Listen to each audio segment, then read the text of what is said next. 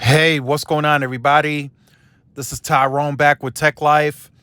So, this article was sent to me, and I wanted to talk about it because I don't think it's fair, what's happening in this situation.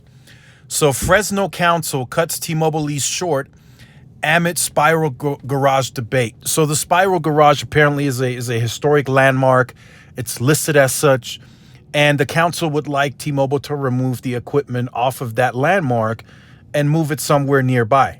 So instead of receiving another 20-year lease, T-Mobile only received a 2-year lease, but contingent on within that 2 years, they remove the equipment off of that area and move it somewhere nearby. And that apparently the city could not block them from getting it approved somewhere else. And they have 2 years to do so. And that apparently T-Mobile makes $80 billion in profit, and that they have the money to move the equipment. So the reason it's not fair, in my opinion. So the original lease took place in 2002, and it was for 20 years. Nobody had any issues with it. The site itself fixed a coverage gap, a big coverage gap. There's like 800 some 911 calls that are placed on that site, and also the site serves a nearby school with free broadband. So turning this site off would be an immediate loss in coverage, and it would cause issues for anybody nearby that's using the services.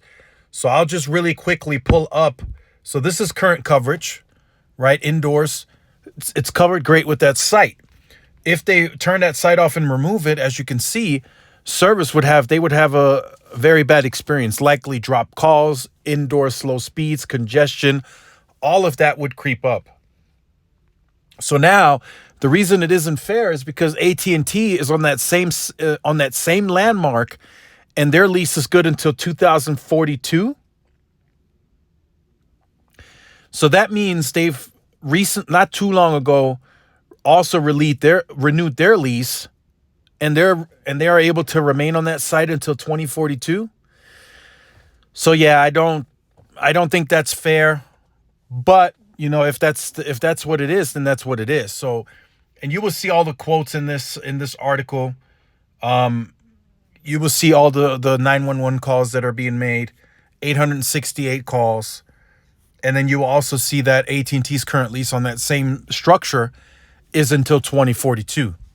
So here's a quote. It says, "I don't feel comfortable treating one company different than the other. I don't understand why."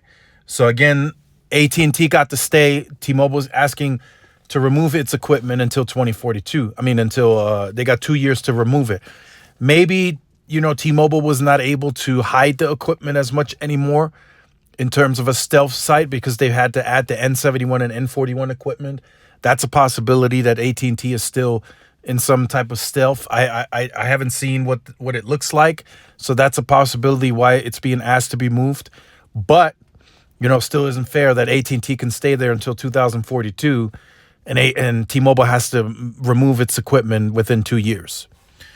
So let me know in the comment section down below how you feel about this. And I'm sure this is a bigger issue nationwide, right? This is just one council. I'm sure there's other counties in the United States that have similar issues, and T-Mobile has to fight back and forth. And I'm sure it's like that for AT&T and Verizon as well. So make sure you guys stay tuned to the channel, like, share, subscribe, follow my social media outlets. This is Tyrone with Tech Life. See y'all in the next one. Peace.